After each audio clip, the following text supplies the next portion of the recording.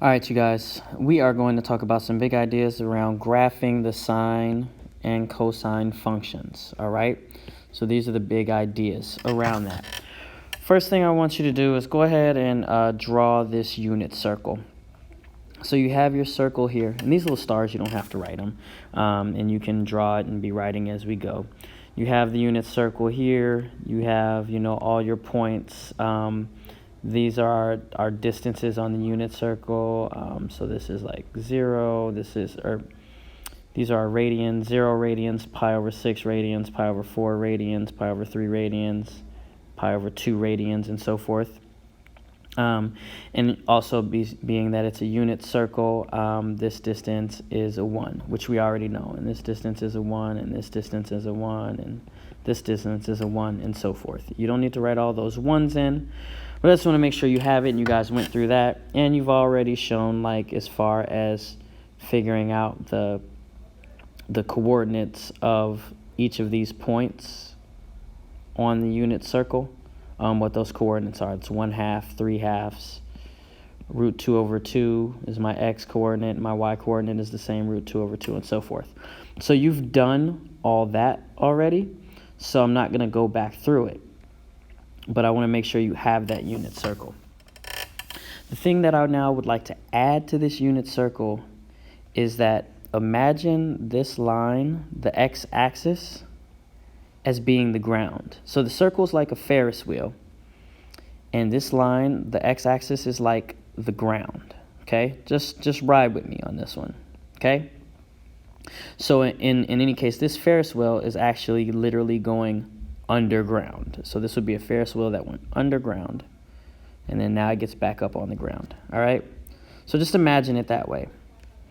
The y-axis, this axis right here, this axis right here, we call that's the pole. That's like the pole that's holding the Ferris wheel. It's the pole that the wheel is spinning on, okay?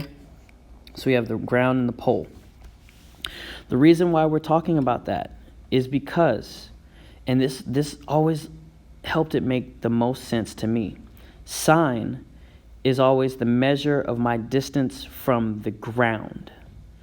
So sine is a measure of distance from the ground. So if I'm trying to find the sine of an angle that's pi over 6, if I'm trying to find the sine of this angle, it's the distance from the ground. So I'm really trying to find this distance right here. The sine of pi over 4 is the sine of the distance from the ground. So it's really this is what I'm trying to find, this measure right here. And if sine pi over 3, the distance from the ground, it's really this, okay? So it's all, what is this point in comparison to the ground? All right? So cosine is a little different. Cosine down here is talking about the measure of the distance from the pole. Cosine is asking you to find something different. If you're looking for the cosine of pi over 6, it wants to know what's the distance from the pole to here. If you're trying to find the cosine of pi over 4 for this point and this angle, it's what's the difference from here, the distance from here to here. And if you're trying to find the cosine of pi over 3, it's what's the distance from the pole to that point. So it's measuring each of those. Again, you're not going to necessarily draw all those in like I did, but I'm just doing that to show you. So sine is talking about the distance from the ground. And cosine, I don't know why it doesn't want to, there we go. Cosine is talking about the distance from the pole. All right? So just to be clear with that. Also, sine in the ordered pair, right? In these ordered pair, sine is your y coordinate. Sine is also the y in the ordered pair. I want to add that in, right? So if I'm talking about pi over 6, if I'm talking about the distance from the ground, if we're talking about the sine of pi over 6, which is the distance from the ground, which would be this right here, in this ordered pair, this is the height on the y-axis, which would be this. 1/2. Sine is always the measure. It's going to be the y. Distance from the ground is going to be the y in the ordered pair. Like if I'm trying to find the sine of 0, well, if I'm here on 0, what's my distance from the ground? I'm on the ground, which means I'm 0 units from the ground. If I'm trying to find the sine of pi over 2, well, what is this distance? It's 1, right? And so this is 0, 1. And that would be the sine of pi over 2. So also it's the y value in the ordered pair.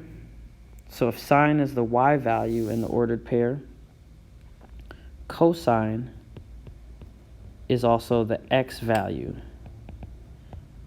in the ordered pair. So I'm thinking about this. I'm saying, okay, let me erase some of this stuff that I just did. Oh, I shouldn't do that. Go ahead and erase this. Put this back. Right? Cosine is the distance from the pole. So let's say I'm trying to find the cosine of pi over 4. Well, it's the distance from here to here. And this is a position on my x-axis. So this is root 2 over 2. Cosine. From here to here, the cosine of pi over 3 is 1/2. That's the x value. The cosine from here to here is 1. And we know if this is a unit circle, this is 1. So the distance from here to here is also 1 cosine.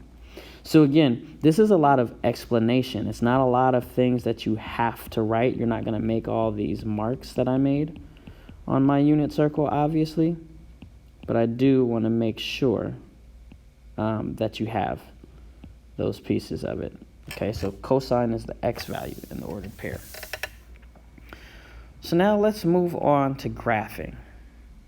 If you haven't drawn this piece, go ahead and draw it right now. Okay? So, what we have is this is the distance. This y-axis is representing the distance on the unit circle. And it depends if we're talking about sine or cosine. But obviously, if we see, let me make this bigger, if we see the unit circle, my greatest distance I can ever travel is 1 because it's a unit circle. So the farthest anything ever goes is 1 unit, right?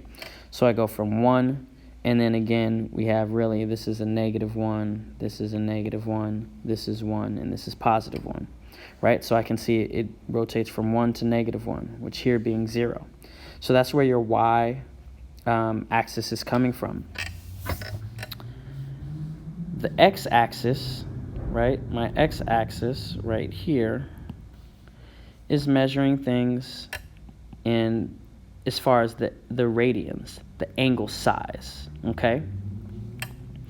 So I have all these different angles, right? I have a 180-degree angle, which is pi. So if I had a whole 180-degree angle, that would be pi. 2 pi would be the whole circle.